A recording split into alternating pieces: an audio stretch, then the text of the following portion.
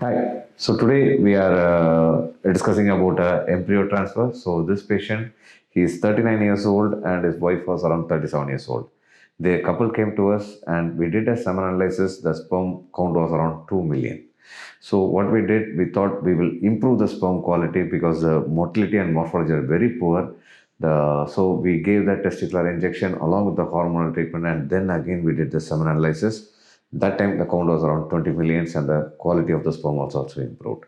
So we had frozen the sample and then we decided to go for the IVF. So the IVF cycle was started for the wife and then the IVF procedure was done.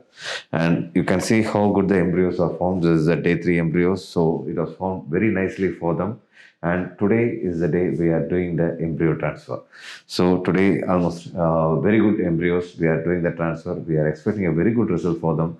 This is a aged couple. They are married for almost 9 years and they had gone everywhere for a treatment, and there was already a history of failed IVF for them.